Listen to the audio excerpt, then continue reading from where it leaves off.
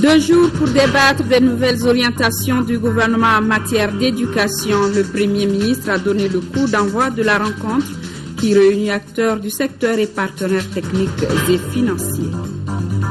24 heures après le deuxième tour des élections législatives dans notre pays, l'heure est à l'évaluation. Les observateurs nationaux et internationaux ont rencontré aujourd'hui les journalistes.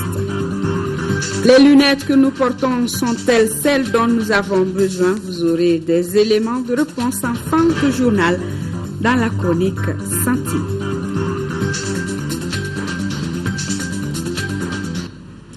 Mesdames et messieurs, bonsoir et bienvenue dans ce journal. La série d'audience à Koulouba, le président de la République, Ibrahim Boubacar Keïta, a reçu successivement Louis Michel, chef de la mission d'observation électorale de l'Union européenne, et le gouverneur de la BCEAO. Le premier a soumis au président le rapport préliminaire des élections législatives d'hier et le second est venu faire le point des activités de la BCEAO. Garibou Pérou, compte rendu.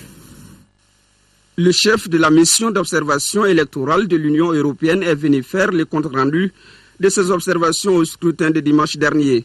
Louis Michel a par la suite exprimé son message de soutien et d'encouragement aux autorités maliennes pour leur grande réussite dans la conduite de ces élections. Premier à être reçu par le président de la République, Ibrahim Boubacar Keïta, il souligne que notre pays a retrouvé rapidement son rang de modèle démocratique à travers le monde. Je suis venu apporter la déclaration préliminaire de la mission d'observation électorale de l'Union européenne et je suis venu dire au président que désormais, à nos yeux, la démocratie était de retour au Mali, que les institutions allaient être en place et que donc toutes les conditions étaient réunies institutionnellement, en tout cas pour s'attaquer aux défis. Dernière personnalité à être reçue par le chef de l'État, le gouverneur de la BCEAO. Il a indiqué que son entretien avec le président de la République a porté sur les activités de la BCEAO. Le gouverneur a souligné sa volonté de renforcer davantage les relations qui lient notre pays et la BCEAO. Il souhaite voir cette institution financière apporter son soutien aux pays africains en général et au Mali en particulier. La BCEAO est la banque centrale du Mali, comme elle est pour les 7 autres États. Il ne s'agit pas d'un partenariat, c'est la Banque centrale du Mali. Et en tant que tel, le gouverneur, qui est représenté sur place par le directeur national, doit de temps en temps venir faire le point avec le président de la République, avec les hautes autorités, sur les actions de la Banque centrale et sur, d'une façon générale, la gestion de la monnaie. Si Louis Michel, chef de la mission d'observation électorale, a insisté sur les grands défis à réaliser par le Mali, grand défi qui s'appelle réconciliation nationale, lutte contre la pauvreté et redressement économique, le gouverneur de la BCEAO rassure que son institution prendra en compte dans son programme ces différentes préoccupations. Il souligne que notre pays amorce de grands progrès économiques et sociaux qu'il faut soutenir à tout prix. C'est demain que démarrent les travaux du barrage hydroélectrique de Goïna. Cet ambitieux projet vise à augmenter les capacités énergétiques des États membres de l'OMVS. Les chefs d'État des pays membres de l'organisation sous-régionale vont donc procéder à la pose de la première pierre du barrage hydroélectrique dont les travaux coûteront 210 milliards de nos francs, financés par un prêt consenti par la Banque Import-Export de Chine aux pays membres de l'OMVS. Mamari Kone. Situé à environ 80 km en amont de la ville de Caille, le barrage de Guinan devra donner un nouveau souffle dans la production d'électricité. Sa réalisation intervient à un moment où le secteur de l'énergie des pays membres de l'OMVS est de plus en plus dépendant des importations d'hydrocarbures. L'ouvrage qui va être réalisé est le fruit donc d'une coopération entre les États membres de l'OMVS et la République populaire de Chine. Et donc pour construire sur ce site un barrage et une centrale d'environ 140 MW et qui va également injecter son énergie dans le réseau global donc de l'OMVS. Le projet consiste à la construction d'un seuil, d'un barrage, d'un canal de dérivation et d'une usine hydroélectrique de 140 MW. Les travaux seront exécutés par l'entreprise chinoise Sino Hydro pour un coût d'environ 210 milliards de francs CFA. De l'aide d'exécution prévue, 48 mois et la création de plusieurs emplois. Pour l'instant, nous avons déjà commencé les préparatifs. Après le démarrage Guyana, il y aura environ 1000 personnes au total, y compris les personnels chinoises et travailleurs locaux. Guyana va renforcer les deux autres centrales hydroélectriques, le barrage de Manantali et celui de Felou. Le site que vous apercevez derrière les chutes ne disparaîtront pas, elles seront préservées.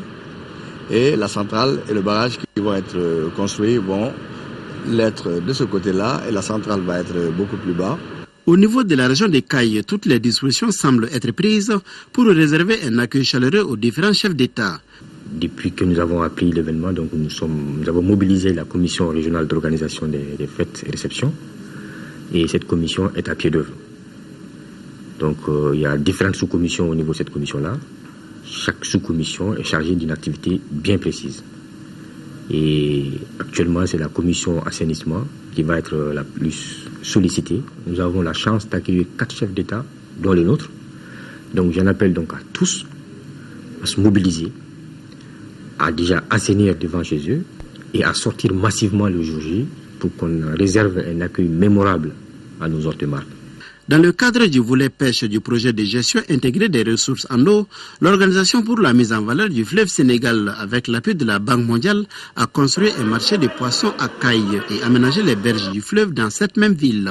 Il est également prévu la construction d'une chambre froide et l'équipement des bureaux. Ce que nous a donné, ça c'est l'infrastructure, le marché de poissons, les pirogues, les filets. L'infrastructure aussi comprend 11 magasins. Mais ces magasins-là, il y a des bureaux. Créée le 11 mars 1972 à Nouakchott, en Mauritanie, l'Organisation pour la mise en valeur du fleuve Sénégal regroupe actuellement 4 États qui sont la Guinée, le Mali, la Mauritanie et le Sénégal. Le plan d'action de la vision du gouvernement sur l'éducation dans la loupe des acteurs nationaux et internationaux du secteur. Une rencontre de 2 jours qui examinera les 5 projets élaborés dans ce plan par le gouvernement. Elle permettra également d'engager des réflexions pour un plan intérimaire d'ici 5 ans. L'ouverture des travaux était présidée par le Premier ministre. Nando Dambélé, compte rendu. Le programme décennal de développement de l'éducation PRODEC, élaboré par l'État malien, devrait s'achever en 2012. Mais sa phase finale, le programme d'investissement sectoriel de l'éducation PIGE 3, a été prolongé. Est fortement salué et sa mise en œuvre réussie restera à tout moment au centre de nos préoccupations communes. Le plan qui traduit les nouvelles initiatives du gouvernement après la crise comporte 5 projets prioritaires portant sur l'amélioration de la qualité des enseignements-apprentissages, le développement des infrastructures et équipements scolaires, l'accélération de la scolarisation des filles, le développement de l'éducation non formelle au Mali et l'amélioration de la qualité des établissements privés d'enseignement. C'est au regard de ce constat que le président de la République a fait du développement de l'éducation l'une des priorités de l'action gouvernementale. Et les projets dont les documents vous sont soumis pour analyse approfondie portent entre autres sur des domaines sous-secteurs qui visent à concrétiser la vision du gouvernement en matière d'éducation. La reconstruction de l'école est au principe de notre stratégie de refondation. Les projets de documents qui vous sont aujourd'hui soumis s'inscrivent dans le cadre de l'opérationnalisation de la vision du président de la République. Ils sont également cohérents avec les axes de mise en œuvre du plan pour la relance durable du Mali 2013-2014, tel qu'approuvé par les partenaires et amis du Mali lors de la conférence de Bruxelles en mai 2013. Les travaux qui dureront 2 jours regroupent les experts du ministère de l'Éducation nationale, ses partenaires et des services déconcentrés et des ONG.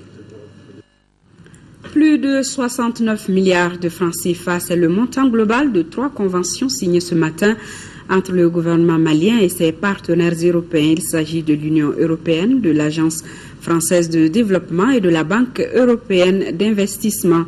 Ces signatures viennent appuyer la réalisation d'infrastructures à Kabala dans le but d'accroître la fourniture en eau potable dans la capitale et ses environs. Le compte rendu de Amadou Sankaré.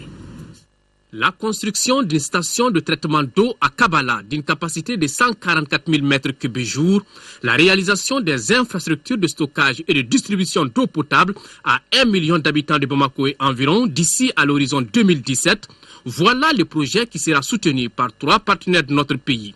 Il s'agit de l'Union européenne qui met gracieusement à la disposition du Mali un montant de plus de 11 milliards de francs CFA. Quant à l'Agence française de développement, l'AFD et la Banque européenne d'investissement, elles mettent respectivement dans la cagnotte environ 26 milliards et 33 milliards de francs CFA. Cette fois-ci, des prêts à des taux jugés très avantageux. Et le décompte final affiche un montant de près de 70 milliards de francs CFA. Le but recherché est de satisfaire les populations en matière d'eau potable. Le rythme de croissance démographique de la ville de Bamako, c'est 100 000 habitants par an. Sur ces bases, la population de Bamako pourrait dépasser les 6 millions d'habitants à l'horizon 2030. C'est pour nous le plus gros projet d'eau en Afrique de l'Ouest fait par l'AFD. On ne fait pas plus gros. Et ce projet est plus gros que n'importe lequel des projets correspondants en Île-de-France. Cet accompagnement, considéré comme exemplaire, intervient dans un contexte de sortie de crise pour le Mali et ouvre du coup la perspective à la réalisation de vastes projets de développement. Ce projet nous tient à cœur à plus d'un titre. D'abord, parce qu'il marque la reprise des activités de la Banque européenne d'investissement au Mali, après une période de crise. L'objectif n'est pas de construire des installations, mais bien de fournir de l'eau pendant de nombreuses années à une population. Et pour cela, il est important que des institutions fortes soient en place. Pour la partie malienne, la signature globale des 3 conventions constitue une véritable bouffée d'oxygène. La présente cérémonie, synonyme d'une coopération exemplaire entre d'une part l'Union européenne et la République du Mali et d'autre part entre la République du Mali et la République française, marque la volonté de la France et de l'Union européenne à contribuer constamment à la lutte contre la pauvreté au-delà de leur engagement pour la sécurité, la paix et la stabilité dans notre pays. Pour ma part, je puis vous assurer que toutes les dispositions nécessaires seront prises par le gouvernement du Mali pour la mise en œuvre convenable des obligations qui lui sont dévolues dans le cadre de la présente convention de coopération. En attendant la concrétisation de ce programme, de nombreuses populations de Bamako et environ continuent à souffrir de pénuries d'eau. Projet de renforcement de la santé et de la reproduction, il a été lancé aujourd'hui même par le ministère de la Santé, financé par la Banque mondiale pour près de 20 milliards de francs CFA. C'est un projet qui contribuera entre autres à améliorer la santé de la reproduction, réduire la mortalité maternelle, néonatale et infantile et fournir les méthodes de contraception aux femmes et jeunes filles. Fatoumata Kone pour plus de détails. Le projet Santé de la reproduction vient renforcer les efforts du gouvernement en matière d'accès des populations aux services de santé. Il s'agit de rendre accessibles les méthodes de contraception et les services de consultation prénatale et postnatale aux populations de Bamako, Koulikoro, Ségou, Sikasso. Le but de ce projet est d'augmenter la capacité des services de santé, d'augmenter la fréquentation des services de santé, d'améliorer la qualité des services et d'augmenter le nombre de femmes qui vont avoir des accouchements assistés par du personnel qualifié afin de diminuer la mortalité maternelle et néonatale. L'équipe de la banque se tient à votre disposition pour également apporter une réponse rapide et collaborer dans le souci d'accélérer et de rendre les résultats visibles sur le terrain. Les objectifs du millénaire pour le développement dans le domaine de la santé et de la reproduction ne sont pas encore atteints dans notre pays. La mortalité maternelle selon les DS4 est de 464 décès pour 100 000 naissances. Et ce n'est pas tout. La mortalité néonatale de 35 pour 1000 naissances vivantes. Et la mortalité infantile de 96 pour 1000 naissances vivantes. Seulement 59% des accouchements sont assistés par un personnel qualifié. Les femmes âgées de 15 à 49 ans, 10,3% d'entre elles utilisent des méthodes contraceptives. Le projet de renforcement de la santé de la reproduction est financé par la Banque mondiale à hauteur de 30 millions d'euros, soit près de 20 milliards de francs CFA. Il a une durée de 5 ans. Et le programme opérationnel 5 du Fonds pour l'environnement mondial qui a été également lancé à Benko, dans la commune rurale de Tangadougou, financé à près de 360 millions de francs CFA par le PNUD. Le nouveau programme concerne 20 microprojets évoluant dans le domaine de l'environnement. Les zones concernées par le dit programme sont le bassin de Sankorani, la zone Tampo de la boucle du Baoulé, le Bafi et le delta intérieur du Niger. Le commentaire de Batraoré. Au Mali, des études récentes ont fait ressortir que plus de 8% des forêts sont en train de se dégrader selon les explications des spécialistes. Cette dégradation est due à l'érosion éolienne et hydrique des sols qui font que le pays perd plus de 7 tonnes de sol par hectare et par an selon toujours les informations fournies par les spécialistes. Grâce à ces phénomènes, nous assistons à la disparition des espèces végétales et animales, d'où la pertinence de ce programme. Je voudrais insister sur le fait que la gestion de l'environnement ne peut être traitée indépendamment des autres questions de développement. Elle doit au contraire être intégrée dans les efforts de réduction de la pauvreté et de développement durable afin d'obtenir les résultats significatifs et durables. De la phase pilote en 1993 jusqu'à la phase opérationnelle, le Fonds pour l'environnement mondial a financé environ 300 projets. Malgré les succès réalisés par les structures bénéficiaires, des défis restent à relever. C'est pourquoi les communautés de base et nous plaidons pour la continuité, voire le maintien du significatif et pertinent programme de microfinancement du Fonds pour l'environnement mondial dans la perspective d'inverser la dégradation persistante de notre cadre de vie, notre environnement. Le ministre en charge du département de l'environnement se réjouit de cette marque de confiance accordée par le PNUD aux ONG bénéficiaires. La cérémonie de lancement qui nous réunit ce matin est la reconnaissance des résultats positifs obtenus par le Mali dans le cadre de la mise en œuvre des projets antérieurs du programme de microfinancement du Fonds mondial pour l'environnement. Elle marque aussi le démarrage effectif des activités de la troisième année du FEM5, un montant de 360 millions de francs CFA. Ces projets sont relatifs à la gestion durable des terres, la gestion des polluants organiques consistants et la protection des eaux internationales. Le programme opérationnel 5 en 3 du Fonds pour l'environnement mondial concerne le bassin de Sankarani, la zone tampon de la boucle du Baoulé, le Bafi et le delta intérieur du Niger.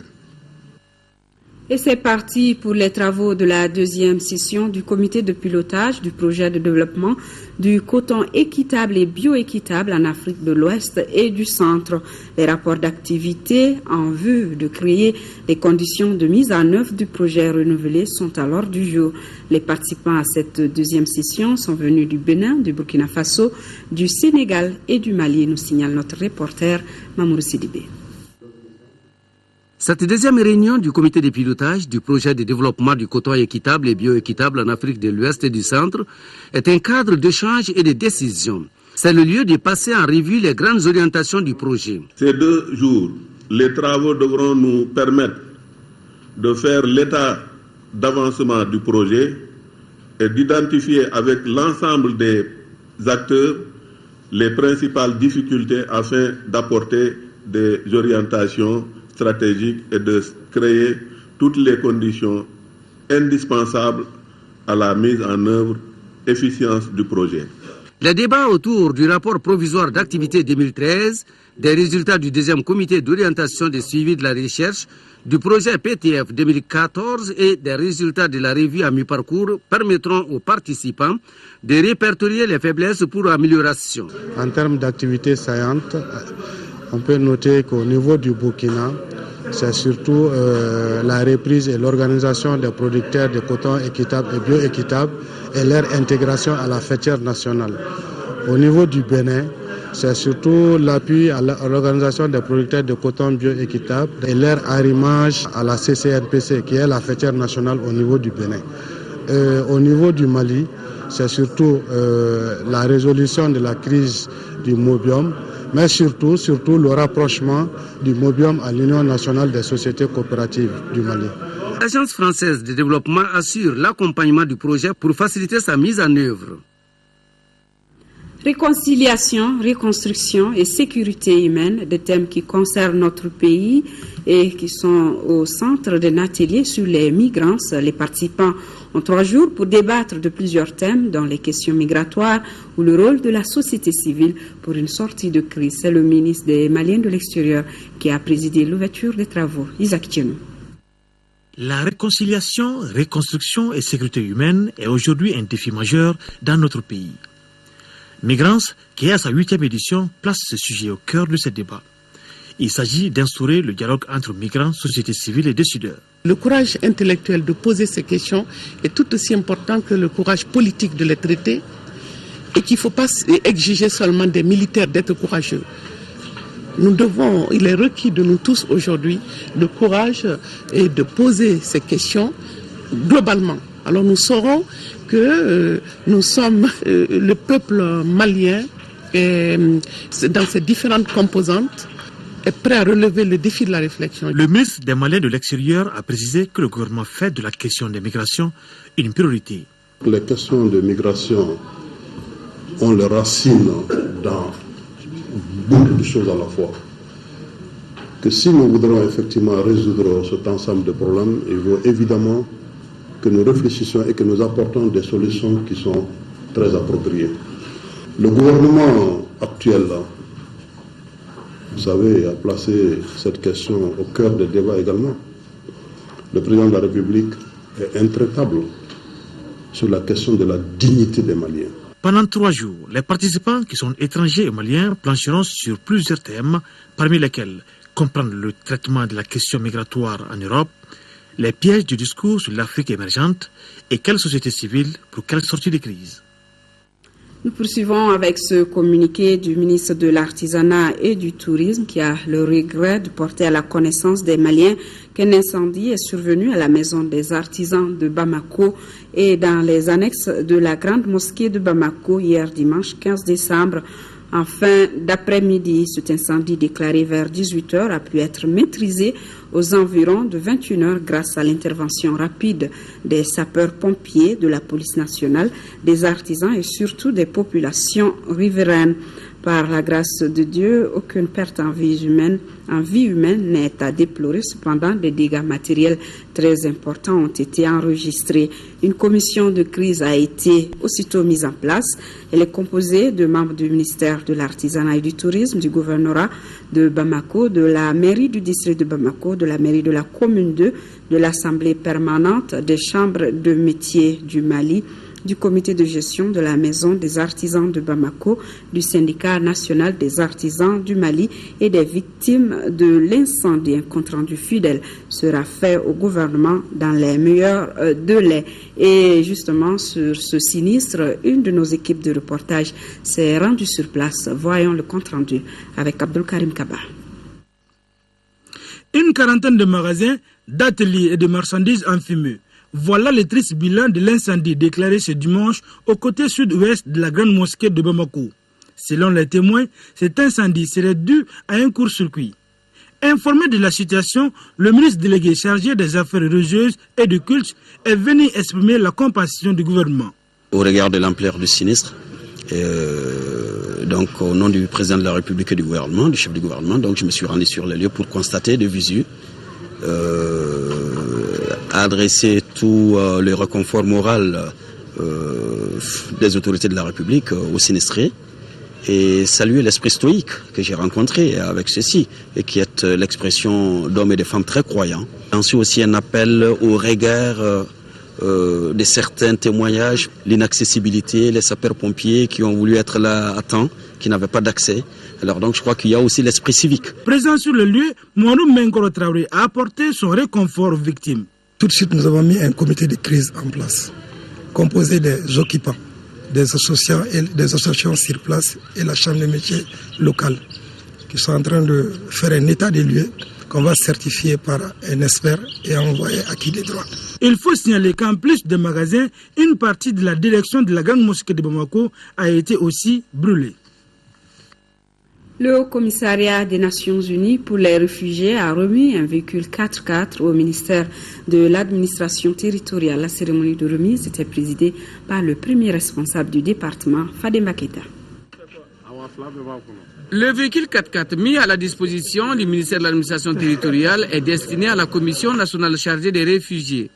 Le geste couplé de remise des passeports aux réfugiés libériens s'inscrit dans le cadre de l'appui du Haut Commissariat des Nations Unies pour les réfugiés au gouvernement de la République du Mali. Ce geste qui vient de s'accomplir n'est qu'une solution durable pour le HCR et les anciens réfugiés. Ce passeport leur permettra définitivement de ne plus dépendre de l'assistance du HCR, mais de voler de leurs propres mains en tant que citoyens libres. Ce renforcement des capacités de la Commission nationale facilite la mission de protection et d'assistance aux réfugiés et aux demandeurs d'asile dans notre pays. Lors de la 64e session du comité exécutif du programme du Haut Commissaire des Nations Unies pour les réfugiés, le gouvernement du Mali, par ma voix, a exprimé sa ferme volonté d'organiser le plus vite possible le rapatriement volontaire de nos compatriotes réfugiés dans les pays voisins. C'est pour vous dire que le geste de ce matin vient à point nommé, car il permettra de renforcer les capacités logistiques de la Commission nationale qui jouera un rôle central dans la réalisation de cette opération de retour volontaire. Cette politique de soutien aux autorités maliennes s'ajoute à une première, celle qui a permis la dotation des agents recensaires déployés par la Commission nationale chargée des réfugiés en moto dans les régions de Ségou, Mopti, Gao et Tombouctou. Déclaration préliminaire de la mission d'observation électorale de l'Union européenne au Mali. Selon le chef de la mission, l'ordre constitutionnel est de retour au Mali après la tenue du second tour des législatives. Louis Michel a salué la bonne organisation et le déroulement pacifique du scrutin. La mission d'observation électorale de l'Union européenne a déployé 80 observateurs repartis dans les bureaux de vote de 5 des 8 régions du Mali. Pour en savoir davantage, écoutons Louis Michel au micro de Moussa Fadé. Les électeurs ont participé dans la tranquillité au second tour du scrutin législatif le 15 décembre dans la zone d'observation de la MEEUU. Les opérations de vote ont été généralement bien menées. La liberté d'expression a été garantie. Les élections législatives parachèvent ainsi le retour à l'ordre constitutionnel et s'inscrivent dans le contexte de sortie de crise politico-sécuritaire en cours. Les observateurs de la mission d'observation électorale de l'Union européenne ont évalué positivement, qualificatif très bien et bien, les opérations de vote à hauteur de 98% des 705 bureaux de vote observés. La mission rappelle au ministère de l'administration territoriale l'obligation du respect de ses engagements concernant la publication des résultats provisoires désagrégés par bureau de vote. C'est la seule garantie de traçabilité. La mission regrette vivement que la législation en vigueur n'impose pas à la Cour constitutionnelle ni clarification, ni justification, ni même communication quant aux critères qui ont présidé au traitement des procès-verbaux. En l'occurrence, il eût été opportun que la Cour pallie volontairement ou spontanément aux carences de la loi en assurant la transparence de son mode opératoire et en publiant notamment les résultats définitifs bureau de vote par bureau de vote. La mission d'observation des élections du comité interparlementaire de l'UEMOA s'est également prononcée sur le deuxième tour des législatives dans notre pays. Les responsables de l'organisation sous-régionale se réjouissent des efforts consentis par les différentes institutions pour améliorer l'organisation du scrutin. Youssouf Diakité, compte rendu. Cette conférence de presse de la mission du comité interparlementaire de l'UEMOA fait le point du déroulement des élections législatives au Mali. Un scrutin du point de vue des responsables de l'UEMOA qui s'est déroulé normalement. Des efforts remarquables ont été faits par les différentes institutions pour améliorer l'organisation des élections par rapport aux élections présidentielles. Le matériel électoral a été disponible partout et en quantité suffisante. Les bureaux de vote ont ouvert à temps. Les partis politiques ont été représentés dans les bureaux de vote. les règles et les procédures ont été respectées. Malgré cela, le CIP-UEMOA fait des recommandations aux autorités et aux acteurs politiques maliens. La délégation du CIP-UEMOA recommande aux autorités compétentes et aux candidats en liste de maintenir le climat apaisé qui a caractérisé les 2 tours du scrutin. Aux États membres de l'UEMOA, l'adoption d'un système électoral harmonisé pour les élections afin de faciliter les processus électoraux et de rassurer les électeurs et leurs candidats. Les journalistes ont posé des questions d'éclaircissement, particulièrement celles relatives à l'harmonisation des processus électoraux. Le souhait d'harmoniser, c'est d'agir sur ces quelques différences qui sont observées selon les États. Le vice-président du CIP-UEMOA a saisi l'occasion pour remercier le gouvernement du Mali pour le succès de l'organisation des présentes élections législatives au Mali. 50 observateurs de la CEDEAO ont été déployés partout au Mali 24 heures après le scrutin. Le chef de la mission a fait une déclaration préliminaire suivant un extrait de la dite déclaration lue ici par Léopold Ouédraogo. Ces propos ont été recueillis par Abdelkarim Kaba. Entre les 2 tours, la CEDEAO a continué le suivi de la situation dans le pays par l'intermédiaire du bureau du représentant spécial à Bamako et à travers son mécanisme d'alerte précoce. Pendant cette période, la situation sécuritaire est demeurée calme et fragile au sud, mais assez tendue au nord, suite aux attentats terroristes fréquents dans les régions de Tombouctou et de Kidal.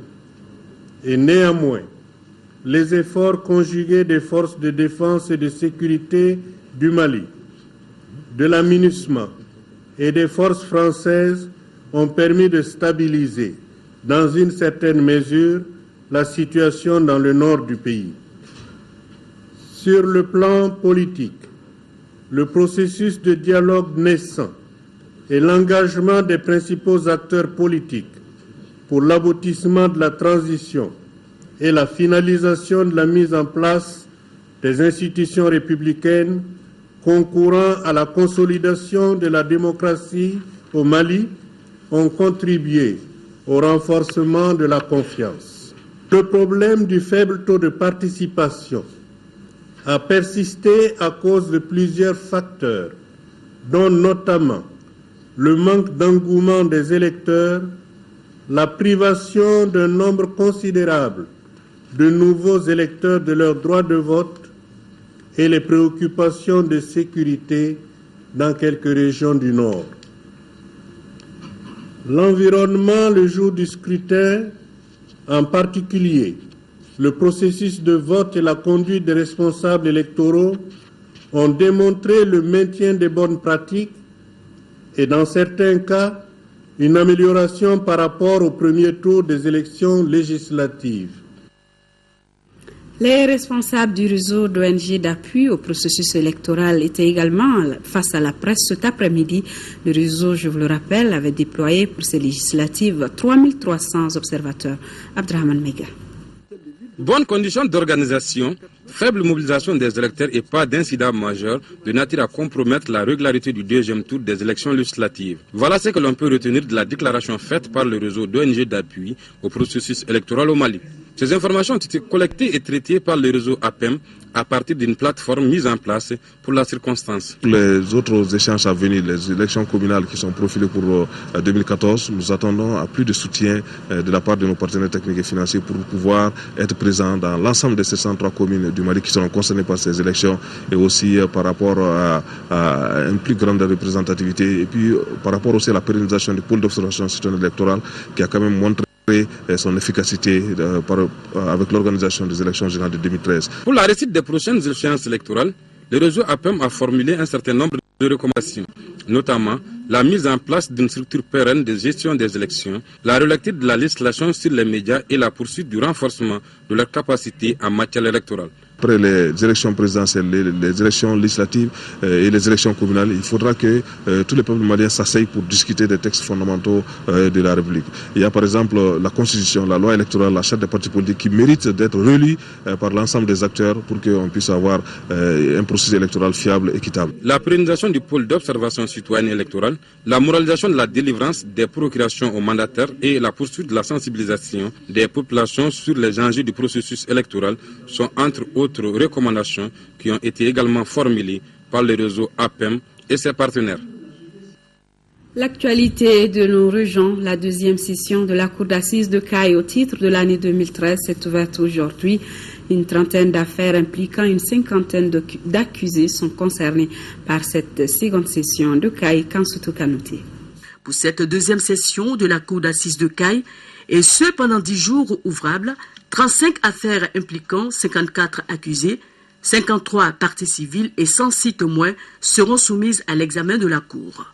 Ces affaires varient entre les atteintes aux biens publics d'autrui, vol qualifié, association de malfaiteurs, coups mortels, infanticide. Cette session se déroule à un moment où notre pays s'apprête à récupérer de façon irréversible la place qui est la sienne dans le concert des nations. Nous avons été mis à l'épreuve.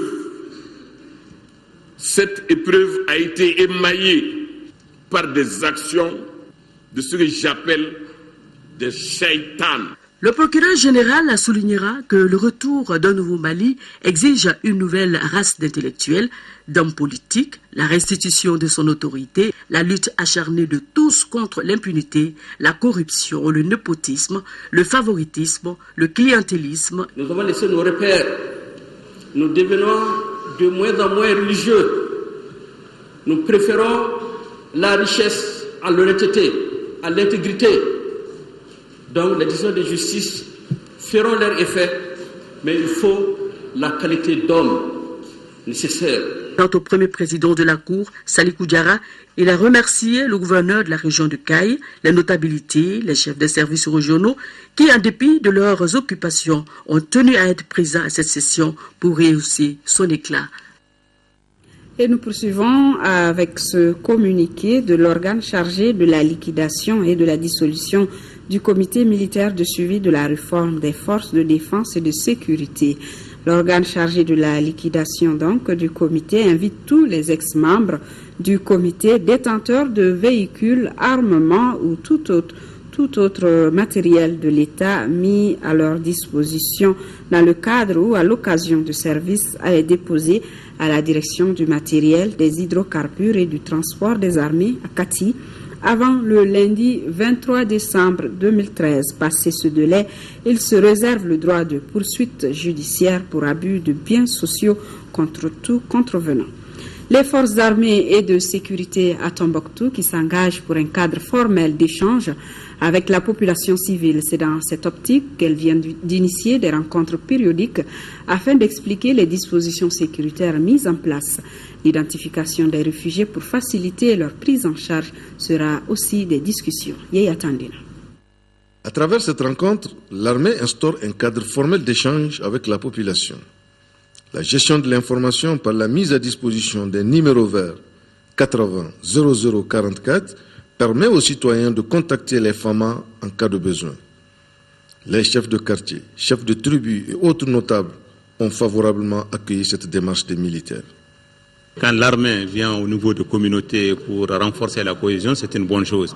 Elle l'a fait avec la commune Salam. Aujourd'hui, elle est en train de le faire avec tous les maires sont présents, les chefs de quartier sont présents. C'est vraiment l'armée en train de parler pour qu'elle trouve la confiance et donner confiance aux populations.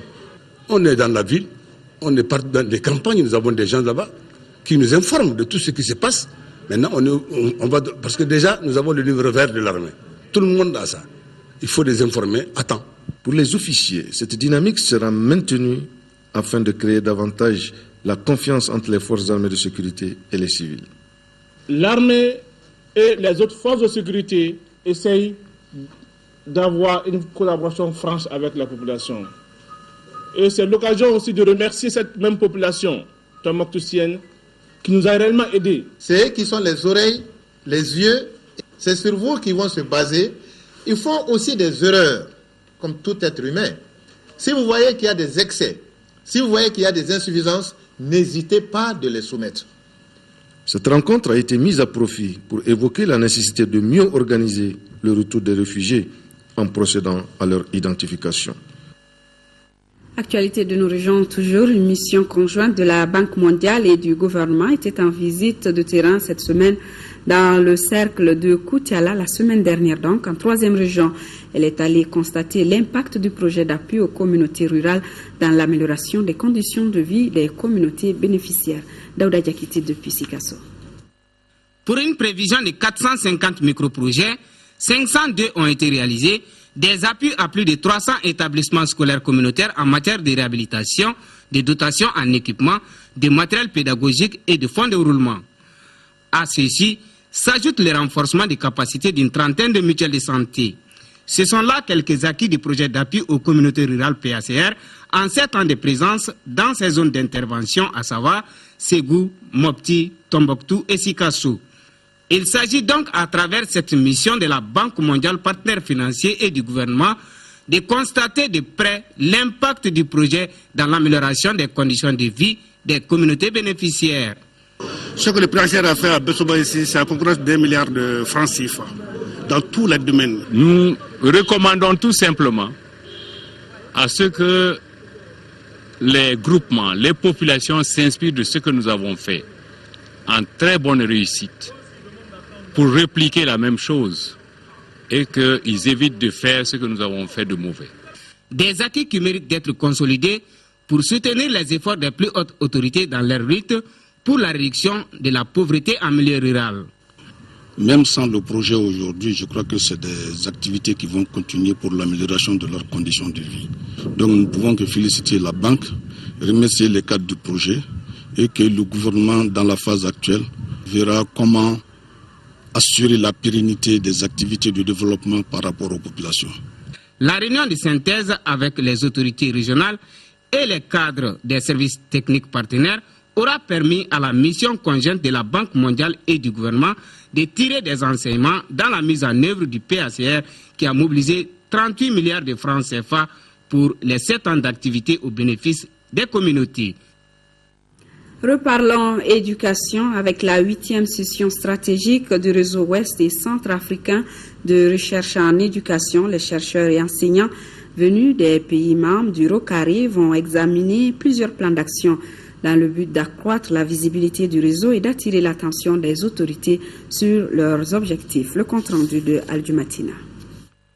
Les enseignants et les chercheurs de l'espace du réseau ouest et centre-africain de recherche en éducation, ROCARI, se retrouvent de nouveau à Bamako. Il s'agira pour les participants francophones et anglophones de 17 pays que compte le ROCARI d'examiner l'ensemble des plans d'action des coordinations nationales du réseau, puis d'évaluer la politique et les procédures de recherche en cours. Le ROCARI, dans le champ si important de l'éducation, a l'impérieuse obligation de se doter d'un organe chargé de veiller à la réalisation des activités de recherche dans le strict respect des normes scientifiques de la communauté universelle à laquelle elle appartient. De sa création en 1989 à Freetown à ce jour, le ROCARI a apporté une contribution remarquable à la création d'une base de connaissances sur la recherche en éducation.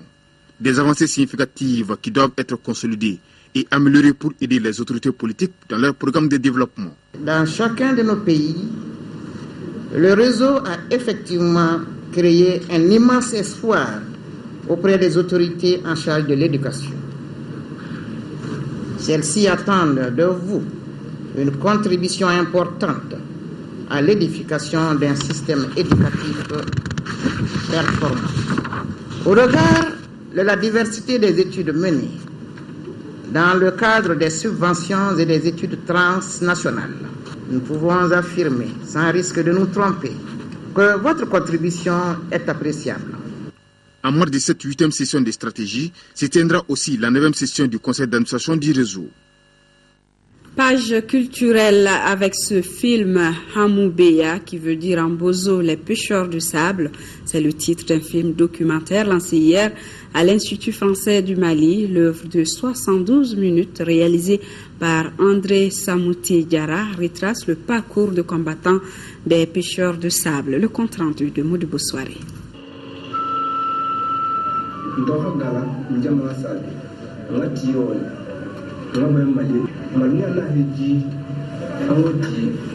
Réalisé entre juin et décembre 2011 à Bamako et à Mopti, ce documentaire nous plonge dans l'univers de la communauté Bozo travaillant sur le fleuve Niger. Ce peuple réputé pour sa maîtrise de la pêche débarque à Bamako pour extraire le sable, une activité lucrative qui répond justement aux besoins immobiliers de plus en plus croissants au Mali. L'idée est venue de cette rencontre-là que j'ai eue avec Nosco, à la suite du fait que j'ai été curieux quand j'ai vu les pirogues monter et descendre les soirs. Et donc du coup, je suis passé voir Nosco et il m'a informé de comment le travail se passait. Dans ce documentaire, à travers Gala, le pêcheur de sable, le personnage principal du film, on découvre les enjeux socio-économiques et surtout l'incertitude en l'avenir de ces métiers due à la baisse croissante du niveau du fleuve Niger.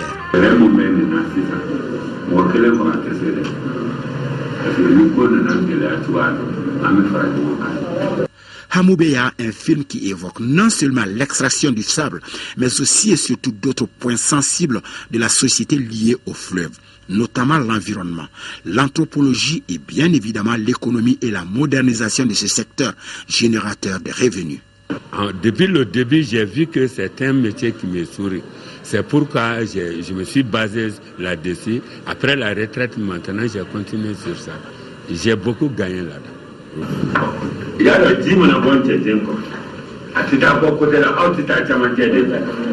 Au Mali, les Bozo détiennent tous les secrets du fleuve. Ils ont cette connexion avec les esprits des eaux que les autres communautés n'ont pas.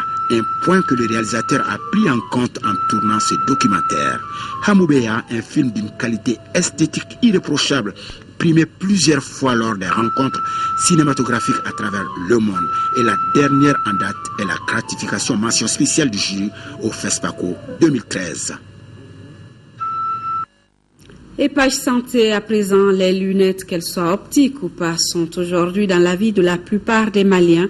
Mais celles que nous portons sont-elles vraiment celles dont nous avons besoin pour bien voir ou pour nous protéger contre les rayons solaires? Les éléments de réponse dans Focus Santé, une réalisation de Thiessira Dambélé.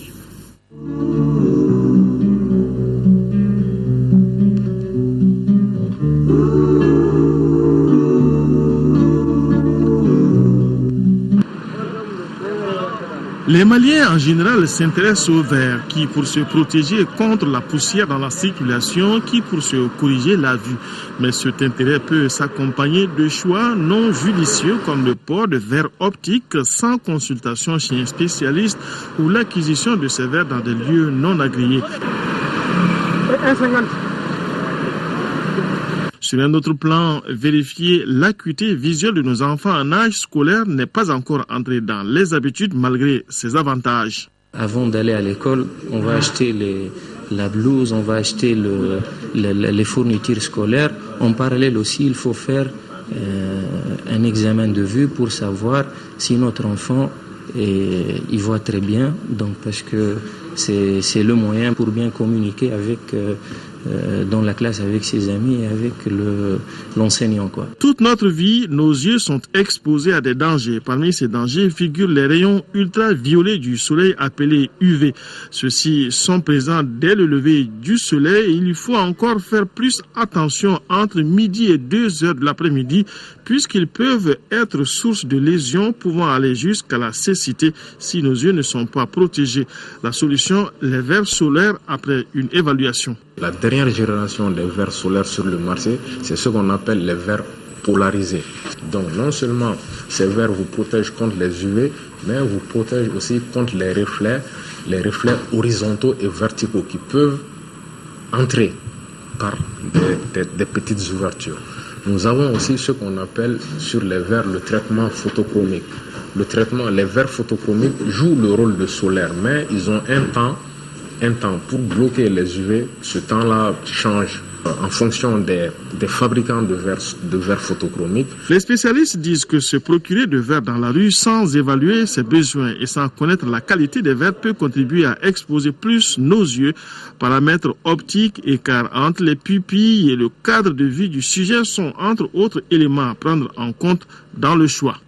Les verres qui se vendent dans la rue sont en général des verres qui ont échoué le test à l'usine, le test de contrôle. Parce que vous savez, un verre, quand ça sort de l'usine, doit passer par des étapes pour être accepté, pour être des verres certifiés qualité. Il faut faire extrêmement attention. C'est des verres qui devaient être à la poubelle, mais qui se retrouvent aujourd'hui dans nos rues. À ces dangers s'ajoute l'usure du temps et de l'âge qui aboutissent généralement à des pathologies appelées amétropies en ophtalmologie. Dans la médecine, on parle de pathologie. Dans l'optique, on parle d'amétropie. Il y a quatre amétropies. Donc, il y a tout d'abord, on commence par la myopie. La myopie, c'est des soucis de vision de loin. Donc le client il a des soucis de vision de loin. Donc elle se corrige par des verres, on les appelle des verres négatifs, moins, donc c'est moins 0,50, moins 1, tout. Et l'hypermétropie, on peut dire c'est le contraire de la myopie. Donc le patient ou bien le client il a des soucis pour la vision de près. D'accord. Donc elle se corrige aussi par des verres correcteurs positifs. Il y a l'astigmatisme. Bon, l'astigmatisme, ça c'est une amétropie qui peut être associée à la myopie et à l'hypermétropie. Il y a maintenant la presbytie, la quatrième amétropie. La presbytie, c'est les soucis de lecture pour les personnes à partir de 40 ans. Donc, pour faire face aux divers besoins en verres optiques, OptiVue fait le montage des verres optiques sur place pour des patients qui ont de plus en plus d'exigences, non seulement de santé, mais aussi d'esthétique.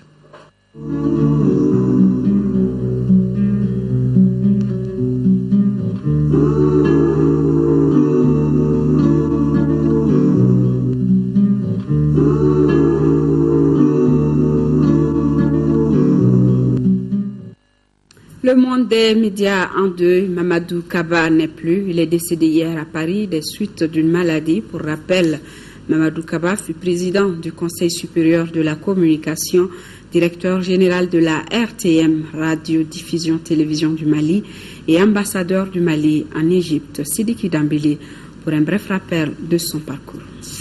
L'homme pense pour déterminer lui-même sa position dans un espace donné, que cet espace soit l'espace médiatique, que ce soit l'espace national, et que donc il doit faire son travail dans cet espace-là, il est important qu'il se situe par rapport à cet espace et savoir quels sont ses moyens de manœuvre, qu'est-ce qu'il peut se permettre et qu'est-ce qu'il ne peut pas se permettre. Mamadou Kaba s'est éteint hier des suites d'une maladie à Paris. Ancien président du Conseil supérieur de la communication, directeur général de la RTM, Radio-Diffusion Télévision du Mali, et ex-diplomate, 30 ans de carrière bien remplie. Après son baccalauréat, il réussit le concours d'entrée à l'école de journalisme de Lille en France. Après ses études, il fera des stages en France et en Israël avant de commencer réellement à travailler au journal L'Essor où il publiera ses premiers articles sur les thèmes de l'information et le développement et politique et information. Le doyen est resté à l'Essor jusqu'en 1977 sans jamais subir aucune sanction professionnelle. En 1977, il est nommé directeur du CNPC, Centre national de production cinématographique. Sa philosophie, partout où tu vas, il faut donner le meilleur de toi-même. Et pour lui, sa nomination comme ambassadeur en Égypte était le résultat de son travail. Selon des témoignages, sa rigueur professionnelle et sa franchise lui ont coûté plusieurs inimitiés dans le monde de la presse malienne. Le Mali perd ainsi un grand intellectuel, un modèle pour la jeune génération des journalistes qu'il ne manquait pas de rappeler à l'ordre, car pour lui, le journalisme est un débat d'idées et d'échanges d'opinion publique. Il faut avoir des valeurs, la vérité, la justice, le travail et l'honnêteté. Paix à son âme, c'est la fin de cette édition. Retrouvez demain dans la journée Kadia Toukoli. Je serai là, s'il plaît à Dieu, pour les éditions de soir. Très bonne suite de nos programmes. Studio.